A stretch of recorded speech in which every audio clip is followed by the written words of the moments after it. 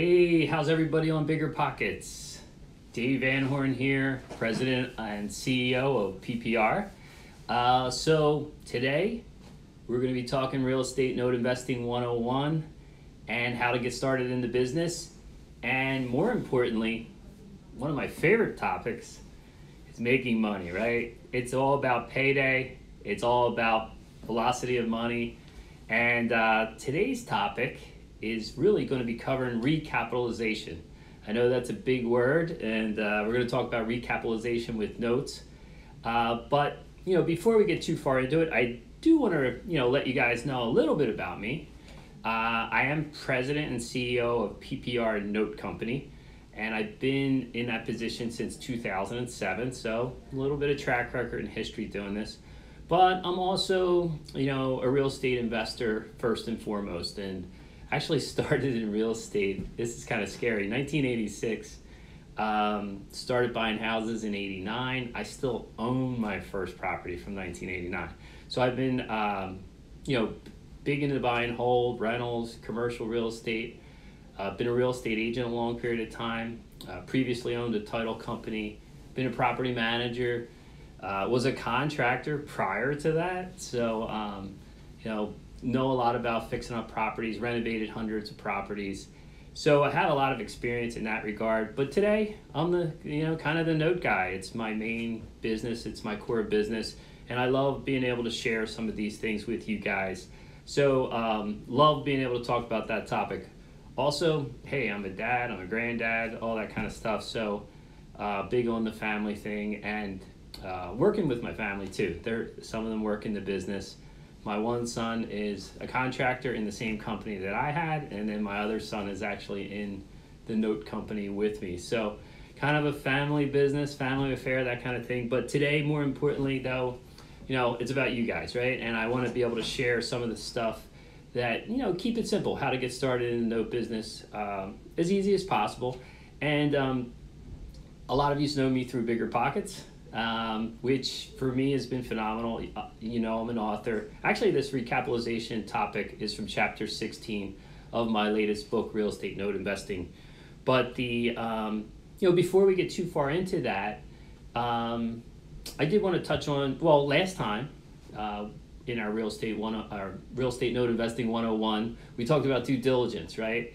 And the importance of that. So if you weren't able to catch that, I think you can still view that on YouTube. You might want to go back and look at what we covered in due diligence.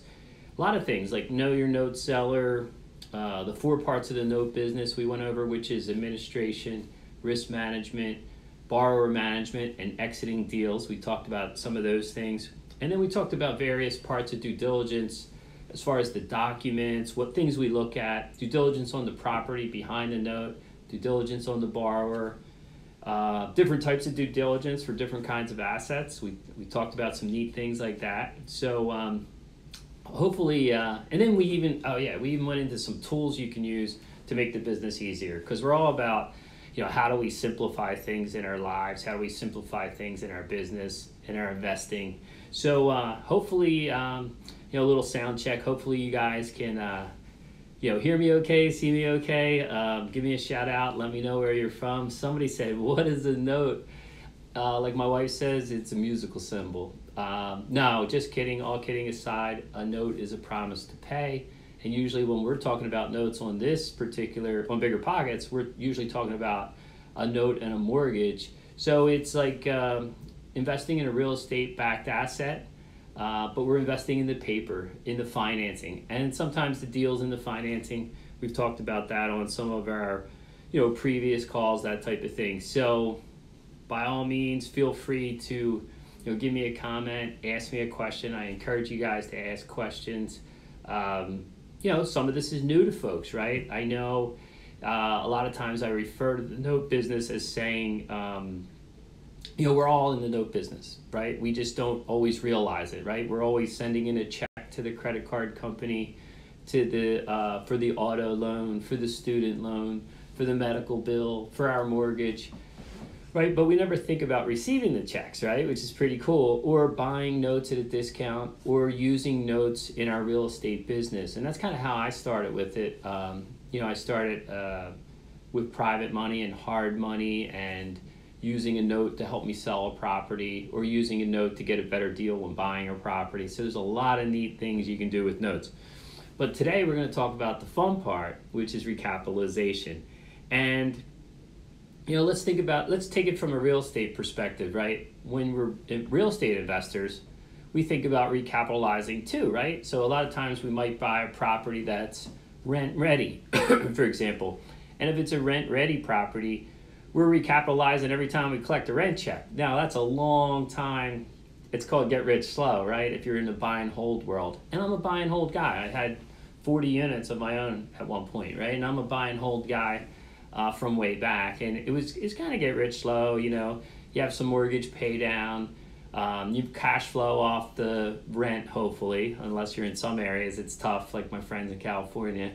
They can vouch for that. It's a little harder. But you're collecting payments, or do you recapitalize sooner? And with real estate, and notes are very similar, it's hard. You can only recapitalize in a couple ways, right? I can sell the property, or I can refinance the property. And they're the two most common ways to recapitalize. And there's a lot of things we can do to maybe make that happen quicker or sooner. A lot of times we don't necessarily like to sell right away, because we get taxed more, right? If it's a short-term capital gain versus a long-term capital gain. So a lot of times we don't really like to sell real quick, because then we get taxed the most. You have a partner, right? The silent partner, Uncle Sam. But there's different things you do, right? Sometimes we try to increase our cash flow. Sometimes we try to accelerate the pay down of the mortgage to build up this equity. We like to build up equity so that when we do go to sell or refinance, we can pull out some more money, right? Or we can get extra money when we go to sell. Well, that's all great. It's a same type strategy with notes, but I think with real estate investors especially, there's a big misconception in the note business that, I'm sending my money away or whatever, I buy the note, and now I have to wait forever, to collect payments over a long period of time. And then when it stops, it ends. Like there's no appreciation or whatever. But there's a lot of misconceptions there. So for one is around recapitalization. You do have the ability to recapitalize much quicker than people realize, right? And there's probably some strategic times that make it better than others. And I'm really going to talk about 4 things today when it comes to what you can do to recapitalize with a note, right? We're going to talk about selling the note, flipping the note. We're going to talk about selling a partial. And then we're going to talk about a collateral assignment, a note, and mortgage, which is a big term. But it really means you're borrowing against the note and using the note as collateral. So we're going to kind of talk about those four areas. Pretty simple ideas, very similar to real estate, right? You can sell the piece of real estate, you can flip the piece of real estate, you can sell part of the real estate, which is probably a little weird compared to, it's easier probably to sell a partial of a note than it is to sell part of a real estate, but you can sell part of real estate. You can sell your interest in it. And then we're going to talk about how you can borrow against your real estate or the equity in your real estate. Well, borrowing against the note is very, very similar, and we're going to cover that a little bit today. So, how did this first happen for me, right? So I'll tell you a quick little story. In the very beginning of PPR, we were going out to market. We'd buy some non-performing notes. We'd rework the loans, do a modification with a borrower, and we would get the loan repaying. Well, that's pretty cool and all. Okay, the homeowner might have sent in some arrears or some back taxes or whatever, and then they start making payments again, and they're in a modified payment plan. Maybe we lowered their payment or extended their term, and we made it more favorable for them to stay in the home, right? So they start making payments, but then it's kind of like real estate again, right? It's like the buy and hold real estate investor. It's get rich slow, right? Well, in this case, same thing. We're collecting payments, and it's kind of boring. It's like watching paint dry. Hey, the payments are coming in, payments are coming in. But what happened at PPR was we're trying to build this company. We're really growing. We want to go get more notes, go back to market and buy more notes. It reminds you of the house flipper, right? He has a choice. He can buy the house, fix it up and flip it, or buy the house, fix it up, refinance and keep it. Those kinds of ideas. Well, it's the same way in the note business. I can buy the paper, rehab the paper, and sell it or flip it, or I can buy it, rehab it, and collect payments, or I can borrow against it, which would be similar to refinancing a piece of real estate. So I know I'm saying a lot. I'm trying to keep it simple, and that's probably the hardest thing I do is try to keep things simple. So hopefully you guys can catch on to what I'm saying here. So one of the things we learned at PPR was, I call it two things. One was seasoning, right?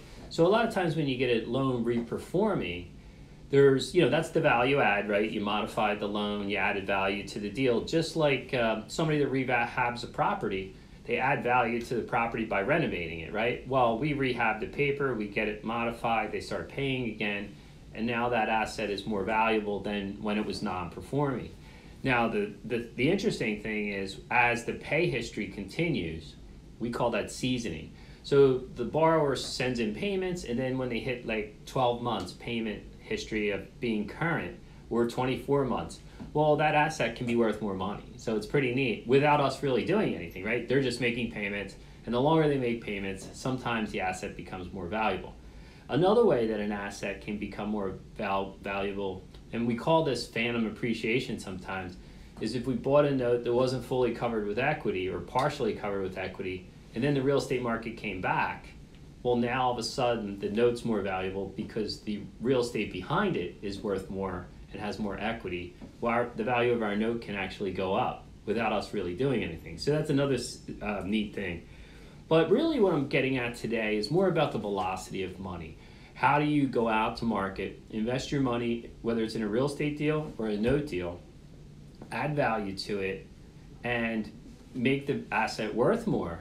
And then how do you recapitalize and go back to market and do it again, right? And which is the best way to do it? Now, it varies, it depends on the situation, right? So there's times when it makes sense, to buy a house, rehab it, and sell it, or buy a house, rehab it, and refinance it, keep it as a rental, sell it on a rent to own, do all kinds of things to maybe limit taxes or to maximize our gain. Or we might have a different strategy or a different goal or a different timeline. Like when I was a young investor, I had a different timeline mentally of, I was in accumulation mode all the time. Now as I'm older, I'm more in a preservation mode, or, pay off property, cash flow, type of thing. So it varies as to which is a bit more beneficial to us based on different things, right? So a lot of it's about the velocity of money and being able to go back to market. So the four things that I was talking about today, number one, selling the note, right?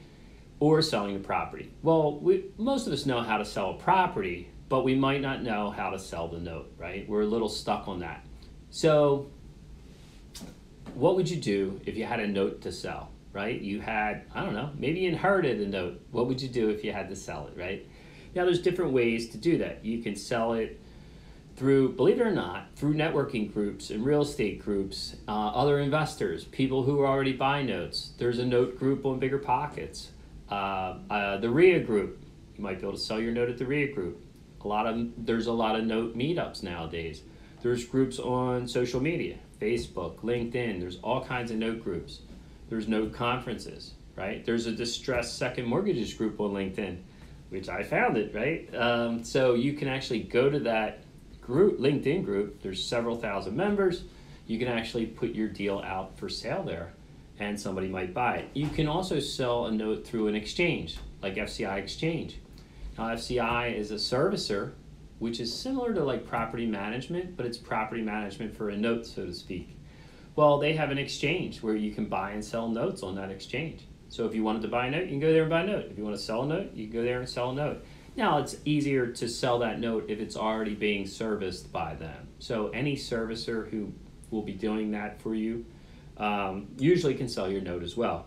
So there's a lot of places to be able to sell a note.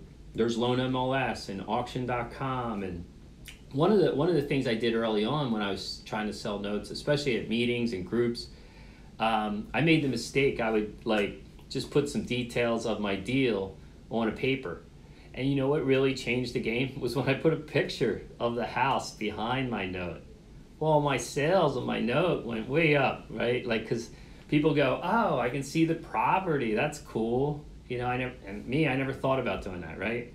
So, something you want to think about, right, is how do I present my deal? So whether you're trying to sell your house, right, like a realtor creates a real estate flyer, you want to do that with your note. Create like a note flyer of your deal with a picture of the house. I'll tell you, you'll do a lot better when it comes to sell a note. Now, make sure it's a decent picture. Try not to make sure, it's not a mobile home falling off a cliff or something. So, hopefully you guys get it. So who's joining us? Chris from Iowa is here today. Timothy, Tony's here. Who else? We got all kinds of folks joining us. So let me see. Who else? Let me see if I can get some more comments up here. Yeah, by all means, let me know where you're coming from today. If you have any questions, by all means, feel free to ask them. If I can't answer them live, I'll definitely get to them at the end today. Let me see. We have Carrie. Here we go. Yeah, like I said, if you give us some thumbs up, give us some likes, give us a couple shares. Love the shares if you can. If you're joining us, we're talking about real estate note investing 101 stuff, how to get started in the business. One of the biggest misconceptions is if I invest in notes, I can't get my money back. And today we're talking about recapitalization, and that is a myth. You can get your money back. In fact, you can usually sell a note much quicker than you can sell a property, or you can sell a piece of the note, or you can borrow against the note with another private investor. So we've done that all the time. In fact, built a whole company doing that, and we're going to talk a little bit more about that today. So there's four things four ways we recapitalize. I talked about the first one, which is just selling the note. Flipping the note is kind of similar. You are selling the note, but sometimes we're buying a note, adding some profit to it, and then turn around and sell it again, right? Sometimes we're brokering the note. Sometimes we might pool money together, go buy some notes, and then sell the notes off and keep some money or keep some notes for brokering the deal. It's very common. I had a real good buddy that built his whole business being the middleman, being the broker. Sometimes, you might add value to the note and flip the note. Now, you might be thinking about, what do you mean add value? I don't necessarily mean you have to totally modify the loan to add value, although that works. But there's other ways to add value to the note. For example, I have another friend on the West Coast. One of his big MOs was to buy a loan and clean up the paperwork, raise the price, and sell it. So sometimes you can add value to the loan just by making sure all the documents are in the file and having a pretty, title report and all those things. And it makes the loan more valuable that all the paperwork is there and intact. It's basically a pristine collateral file. Sometimes that adds value and enables you to get more money for the asset. So you might buy an asset that was missing some documents, and you could actually go out to, there's document retrieval companies, and you could, get the documents that were missing and then make the file whole again and then add value and sell it for more. So there's some neat ways you can do to flip the note. One's by cleaning up the collateral. One I mentioned already, seasoning the loan, getting more pay history, it comes up in value, and then you sell it for more, right? So if I bought a performing note that was performing less than a year, and I kept the note for several months, and now it's performing more than a year, well, guess what? It's worth more, and I can get more money for it. So, or there could be an increase in equity of the property behind the note. So different things add value to the notes, but you can flip the note, and a lot of times you can broker that note, that type of thing. The third way is by selling a partial. And this is more of a seller finance strategy. I do talk about it in the book, the BiggerPockets book, Real Estate Note Investing. I do cover it a little bit, but it is more of a seller finance technique where you're able to sell a piece of the note. So for example, I might have 20 years of payments on the note I own. So this borrower owes me for the next 20 years. And, I might say, you know what, this note is worth whatever, X. Well, I'd like to sell the next 5 years that are coming in payments to someone else. And I'm going to keep the rest of the note, and maybe I'm keeping it in my retirement account or something like that. the back end of the note. And I go, you know what, I can sell the front part of the note, and I can make the return whatever, you can kind of make it whatever you want that's appealing to the investor.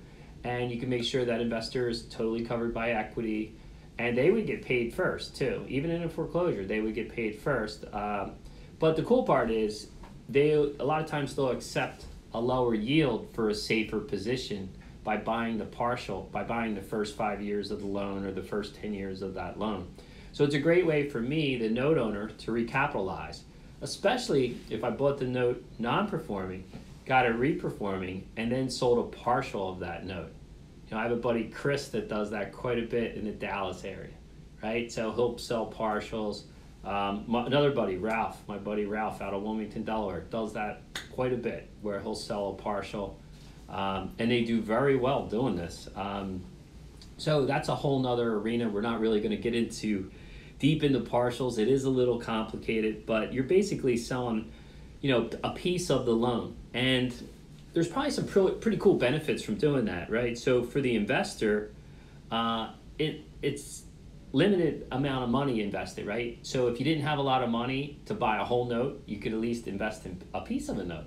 So you might only have 5 or 10 grand to invest. You didn't have 50 grand to invest. Well, I'm going to buy the next couple years of someone's note.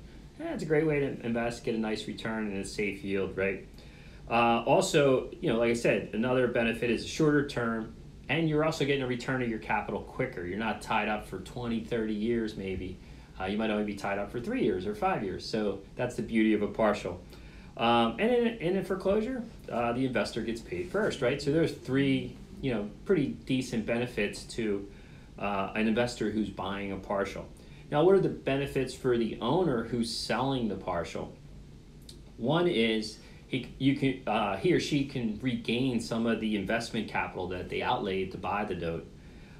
They can also reduce their risk, right? Because table got some money back in. They can also reduce inflation risk if interest rates were to rise. So, sometimes that happens, right? So, let me see what's going on here. A little technology glitch with the internet. So hopefully I'm still live with everybody. So sometimes it reduces inflationary interest rate risk. It decreases risk because overall the risk is shared when you sell partial, right? That's a cool strategy too, right? And you could sell a portion that's covered by equity sometimes,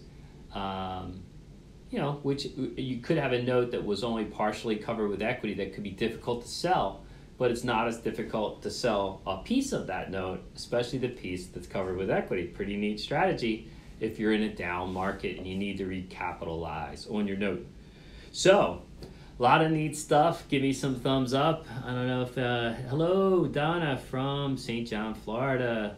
What's happening? Ben from London. Wow. Hard to believe you guys are coming in from, oh, there you go. Jonah from Boise, Idaho. I think I know you from the West Coast J. Martin events. Nice. So, hey, great. Everybody can join us today. We're talking about real estate note investing 101. It's tough keeping it 101. I get off into 201 pretty quickly, probably. And by all means, feel free to ask questions, make some comments. I'm trying my best to keep things simple, and I struggle with that, but that's me. So now I'm on number 4. We covered selling the note, flipping the note, selling a partial, and these are all recapitalization strategies. And recapitalization is a big word. But I'm on number 4, and the final one, which is collateral assignments of note and mortgages, which, that sounds like a lot, right? And it isn't. It really isn't. It's really a simple concept. I'm going to try to think of the easiest analogy I can think of, which is probably a car loan, right? So when you go to get a car loan from the dealer, you have a loan from the bank, and the car is the collateral for the loan. So think about that. That is a collateral assignment in essence, right? And if you didn't make payments, obviously they would come get the car because the car is the collateral, right? Well, if you do a collateral assignment of note and mortgage, it's very similar. It's 2 documents. It's a promissory note, with your investor, and I have this performing mortgage over here. And say I have this performing mortgage and I'm collecting payments. I had one, I used the example, I had one in Wilmington, actually it was in Wilmington, Delaware, and the payment was $650 a month. And I remember going to a private investor and said, I want to borrow and I want to use this performing mortgage for collateral. And I actually was able to get $42,000, I think, from my investor at the time. This was years ago. And private investor, I had a promissory note. And what I did was I did a recording in the county courthouse, which is Newcastle County, behind the property, which was located outside Wilmington, Delaware. So I do a recording with the collateral assignment of note mortgage document. And that has like a legal description on it, similar to like a deed. And that gets recorded in the county courthouse. Well, that protects my investor who lent me the $42,000. And what I did, I forget what the return was. I think it was, I don't know, it was something like 12%, something like that. And I was paying the investor about $500 a month, but I was collecting $650 from the homeowner. So the borrower is paying me the money. I have a promissory note with my investor, and I think mine was like a 3-year term or something. You can make the term kind of whatever you want, 3-year, 5-year, 2-year, whatever you want. And I also had a clause in there that I could substitute another note or mortgage of equal or greater value. So if the homeowner were to sell or refinance, obviously I have to deal with the private investor because there's a cloud on the title because I did a recording against that property to protect my investor. So I would have to do a satisfaction of collateral assignment of note and mortgage. Very, very similar to satisfaction of a real mortgage, but do not confuse the two because that could get ugly. You don't want to satisfy a real mortgage, you want to satisfy your collateral assignment if you're doing that. So what that means is I was able to buy a non-performing mortgage, get it re-performing, collect some payments and arrears, borrow against it, and still cash flow. How cool is that? And here's the best part. By borrowing against the note instead of selling the note, it's, well, now I still own it. So that's a loan. It's not a taxable event until I go to sell the note. So a collateral assignment of note mortgage is a loan, so it's tax-free. It's almost like refinancing a piece of real estate. You know how you buy a house, you fix it up, you refinance it. Well, when you refinance it, it's tax-free, right? Because you didn't sell it. Now, if I bought a house, fixed it up, and sold it, that's a taxable event. And if it's less than a year, it's usually a short-term capital gain. If it's a year and a day or more, it's a long-term capital gain. Well, it's kind of the same in note investing world, too. So the beauty of borrowing against the note sometimes is it enables me to hold the note longer than a year, and it drops my taxes when I do eventually go to sell the note, if I decide to do that. So some neat stuff about, I mean, we literally built PPR like that in the very beginning because we were buying non-performing notes, we'd get them re-performing, we needed to recapitalize, and at the time, we didn't have any note buyers. People weren't that dialed in like they are today. It wasn't as popular and things like that. So for us, one of the ways that we recapitalized was this collateral assignment of note and mortgage. Believe it or not, I picked that up, I think, from Donna Bauer, and took the concept, took it to my attorney, said, hey, draw me up these docs. If somebody's, needs those type of docs, feel free to private message me or something, and I'll see if I can help you out. But not a big deal to do or get. It's a pretty simple process, but it's a way that you can borrow against your note and mortgage. Now, usually you're borrowing against a performing note and mortgage. It's pretty rare that you could borrow against a non-performing note mortgage. That's a stretch. It would have to be a pretty high equity deal for you to be able to get an investor to swallow that and be willing to do that. So a lot of neat stuff today. So hopefully you're catching on to some of this stuff. We're talking about recapitalization. How do you get paid, right? How do you make money? How do you speed up the velocity of money? How do you make the money now? Could be able to go back to market, make more money. And a lot of times we make our money by adding the value, not always just waiting, Sometimes real estate's like a hurry up and wait type game. So let me see, who else do we have? Linda, how do you buy notes? Very carefully. Well, there's a lot of things. You do due diligence, and actually that was what I covered on the last Facebook Live. So if you head out to YouTube, I'm sure you can catch that again. So you guys, Brady, you're learning every day. Well, that's cool. I'm still learning, believe it or not, Brady. Sometimes I'm not happy unless I'm the dumbest guy in the room. That's the way I usually like to play it, right? So a lot of Brad from Houston, Texas is with us today. So hey, great that a lot of you folks can join us. We covered a lot of stuff today. We talked about recapitalization, selling the note, flipping the note, selling a partial, some of the benefits for both sides on that. A lot of these deals can be win-win deals. It's not like I have to win, everyone else loses all the time. You can actually, be, a good business person no matter what, right? Whether it's your real estate business or your note business. So, I meant to mention earlier, I have a little bonus code for you guys today. If you're interested in learning more about real estate note investing, I do happen to have a little book on this. And we do have a code for 20% off. If you haven't picked up the book yet, you can get a copy at BiggerPockets.com/note investing. And the code for today is live note investing. It's all one word, even though it's 3 words, live note investing. You get 20% off the book. Today we're talking about recapitalization. I believe that is in chapter 16 of the book. We touch on it again if you wanted to revisit that. I'm sure you can Google some of the terms we talked about. Feel free to ask me questions, leave some comments, share if you like. And I guess the biggest compliment is a review if you like what you're reading or hearing about.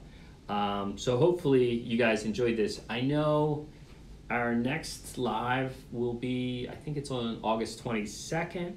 And we're, same thing, going to talk about some introductory stuff, real estate and note investing 101 type stuff. But we're going to talk a little bit about handling some of the administrative stuff and tasks with notes. And so that's the next thing that's coming up. We probably don't have our next note Q&A where me and my partner Bob do deep dives into note investing. If people really are working through it, especially non-performing notes, we go pretty down and dirty and deep and heavy, but our next call is not until September. But if you go to pprnoco.com, you can catch our next events, and usually they're at 8 o'clock Eastern when we do have them. We do have a Mid-Atlantic conference coming up in April, which is far away, I get it. But we actually had done the event on the East Coast for charity. We raised $70,000, and we actually just dropped that off to Project Home yesterday, which is our homeless charity where all the proceeds from that event went. So kudos to a lot of folks on BiggerPockets who attended.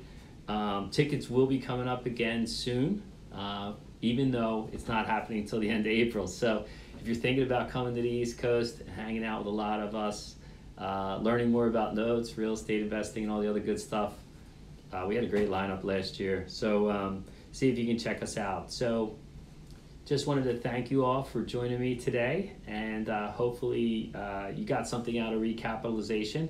Sometimes it's get rich slow, just like real estate, or sometimes we want to increase that velocity of money.